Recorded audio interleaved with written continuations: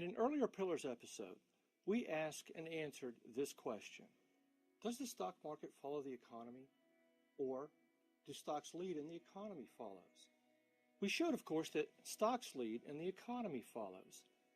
This Pillars episode considers an equally important what comes first question, specifically, do interest rates follow the Federal Reserve, or do interest rates lead and the Fed follows? Now, I won't use all of the next 10 minutes to unwrap the answer to this question because I don't have to. All of the evidence points in one direction.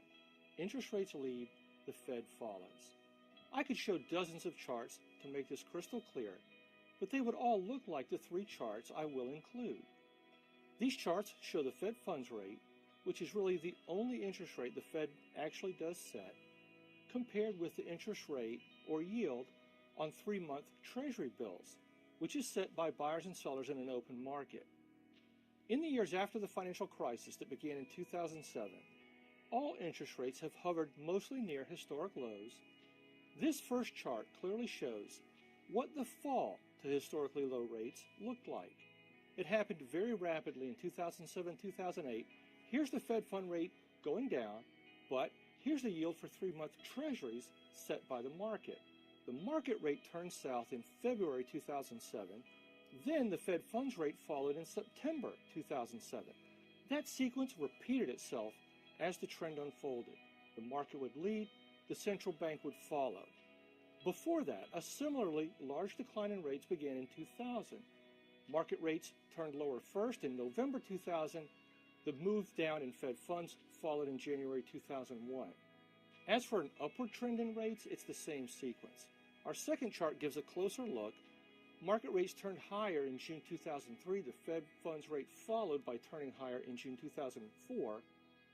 Obviously, these are trends in the recent past, but if you look further back, you'll see more of the same. Among economists and others who say the Fed leads, the textbook example they cite is from the early 1980s. At that time, interest rates and inflation had gone to historically high levels, and the conventional narrative is that Paul Volcker, who was then the Fed chairman, decided to choke off inflation by raising interest rates.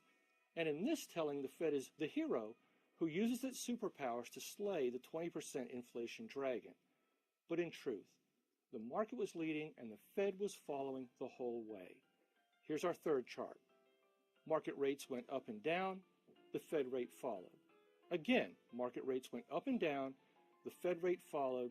Again, the market rates went up and down, the Fed rate followed, and so on. The market acts, the central bank reacts. That's it. Interest rates lead and the central bank follows. At the end of this episode, we'll put a link on screen in case you want to see these charts and others more closely. They do speak for themselves. Given what we just looked at, you may have a couple of other questions come to mind. For example, if the Fed is so powerful, why does it follow instead of lead? Well, if you can for just a moment, put aside the notion that the Fed is supremely powerful and instead look practically at what it really is. The central bank is an institution with a legal monopoly run by a committee, specifically a committee of 12 economists. Now, if you really want to move slowly and never take risks, that's exactly how you do it. Create a big institution, give it a monopoly, and have it run by a committee of economists. Committees are not supposed to lead, they're supposed to ponder first and make decisions later. And when it comes to the trend in interest rates, later means the Fed makes decisions after it ponders what the market has done already. So now, the question becomes, why do people believe the Fed is so powerful? And that is the right question because most people really do believe that. The financial media usually does its part every day to nurture the story, with, for example, magazine covers, and with comments like these, quote, "If we had been lucky enough to have Alan Greenspan at the Fed in the fall of 1929, there might well have been no Great Depression," end quote, New York Times.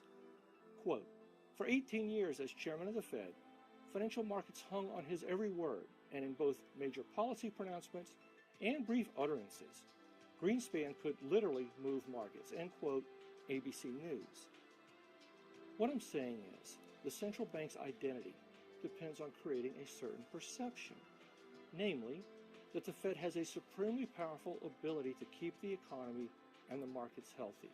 If the economy or markets turn unhealthy, the Fed uses its superpowers to fix the problem.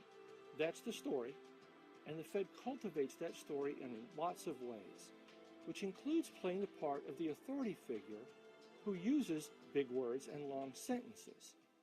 He resorted to an indecipherable Delphic dialect known as Fed speak. I would engage in some form of syntax destruction, which sounded as though I were answering the question, but in fact had not. We showed him a tape of him at a hearing. Modest preemptive actions can obviate the need of more drastic actions at a later date, and that could destabilize the economy. Very profound. Very profound. Now, perhaps you're already thinking to yourself, well, central bankers are only human. Actually, I hope that is what you're thinking. Even so, the fact that central bankers are mere mortals is a truth which still has to compete against the perception created by the Fed's storytelling machine. Finally, one other question you may have is, why do we make such a big deal about whether or not the market leads? Why is that so important? Well, if you're an investor and you want to anticipate what the market is going to do, then you should at least know where you won't get a reliable answer. Every day, you can read or hear claims that say fear of inflation drives the market, or presidential elections drive the market, or outbreaks of war, or a peace treaty drive the market. None of those claims are accurate. External events don't move the market's price turns and trends. The market has a life or pattern of its own. That's the insight Elliott wave analysis offers. And if anything, the Elliott waves anticipate the external social trends, not vice versa.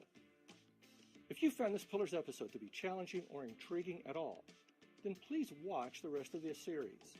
By now, I'm sure you can tell that we do not accept the conventional narrative about markets that you get from most of the financial media and from Wall Street and from the Fed. We stick with the facts and evidence, not convention. So please do check out the rest of our Pillars episodes, especially the episodes about how the economy follows the stock market and how markets are fractal. Thanks for your time. I'm Robert Folsom.